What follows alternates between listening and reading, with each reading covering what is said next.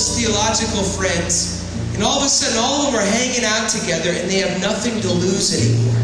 No pride, no shame. They all know they're going to die. So what do they start doing? They start confessing their sins to each other. They just start letting them out of the bag. And he said, in the book Life Together, you got to get it. He says, and what I realized was, man, we were all theologians. We knew the Bible backwards and forwards, but none of us were free of our sin and never had experienced it. He says, oh yeah, we had all gone into a private little closet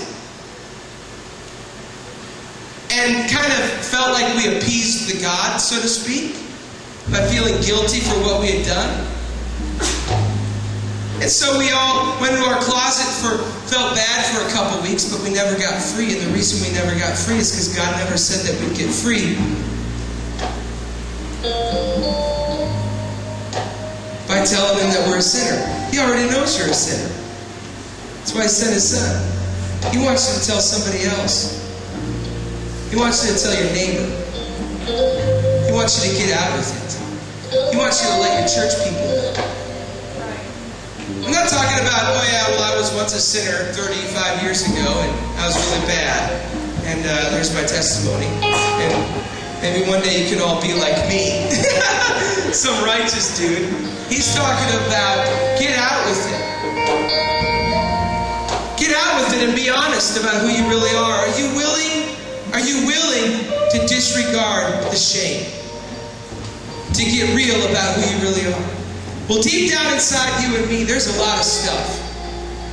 There's a lot of stuff in there, and we hide it over with religion. Oh, I'm not in Texas for no reason. We hide it over with religion.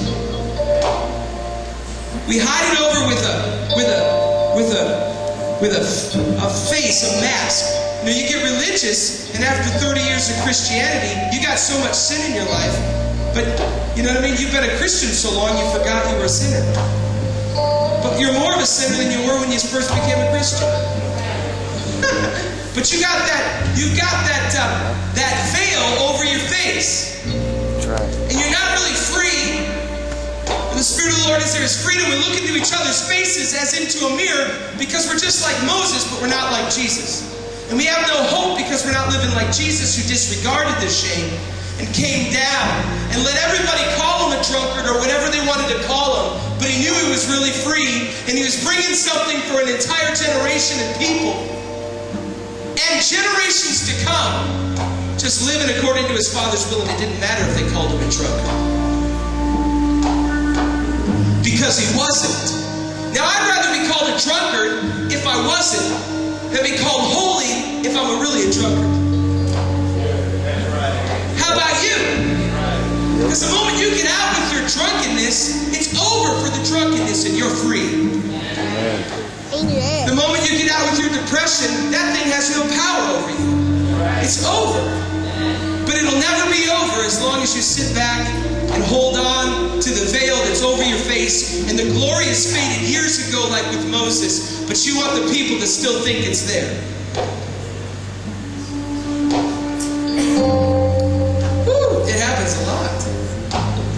I might be ministering, I get into a flow, God wants me to grow. Are you free to dance? Are you free to sing? That's not even a question anymore in the American church. The real question is, are you free to grow?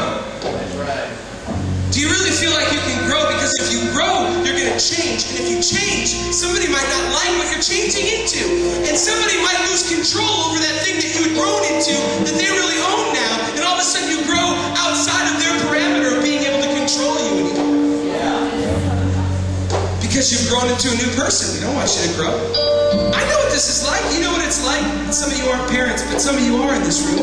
I'm a parent. I want my child to just stay at a certain age. And I want them to grow to that new place. Because, you know, I've got it figured out.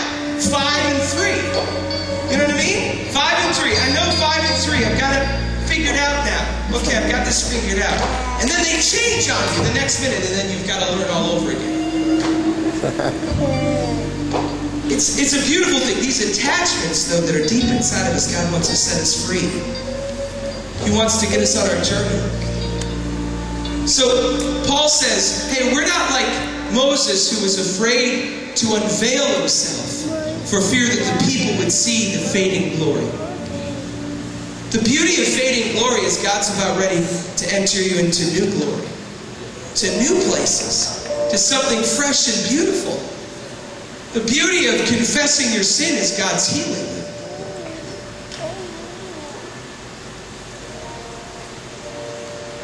The most negative growth for Christianity is positive confession. If it's not real. That's right. That's right. So all we just kind of walk around, I'm great, brother. I'm great. Just positively confessing. I'm really great. Are you great? I'm great. I feel great. Do you feel great? I feel great. Hey, brother, I'm great. Hey, we're all great. Yeah, you're great. But nobody's great. There is a balm in Gilead to heal the wounded soul. It's just like open up the earth. The Gilead balm is not left. It's in Jesus' blood, and it's right here for the taking, and it wants to heal us. There is a balm in Gilead to make the wounded whole. But will we open that place up to be healed? Will we let Him enter into that place that we don't want anybody to see? Will we get honest enough and be shamed by our friends, and be shamed by our companions, and be shamed by even the religious, in order to be real enough for God to heal you? Because God isn't going to come to your little religious game. Forgive us, Lord, for holding hands with darkness. Forgive us, Lord, for our idolatry. Forgive us for playing games in your presence. God doesn't want us to play games, but God isn't angry. He didn't come to condemn you. He came to save you. So He says, are you ready? Are you ready tonight? Are we ready to unveil ourselves before God? I'm not talking about getting up here and getting on the microphone and telling us all your dirty stuff. Oh, that dirty sin, that's not even the root. And that sin that you're proud of, telling everybody that you have, isn't the root either.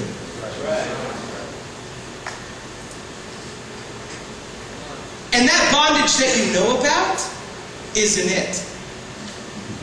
That's just the surface thing. I'm talking about the trust that it takes to open yourself up and make yourself vulnerable enough to get healed. That's right. And God's saying, I'm the Father, and I'm calling a whole generation of fathers and mothers to take under them a whole generation of people so that we can enter into a new place together as a people of God.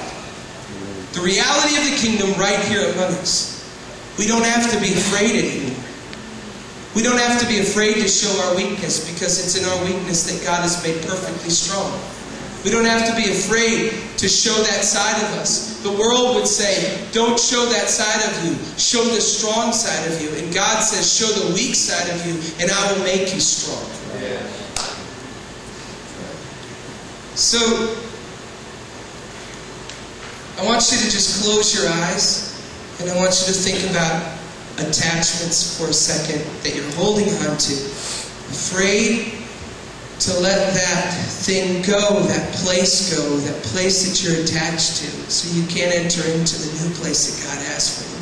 There's all kinds of creativity, freedom that God wants to unleash on this place, and on you and on your lives and in Dallas. But the block of creativity is judgment. Not only the judgment of other people toward us, but the judgment that's right inside of you. It's internal, holding you back.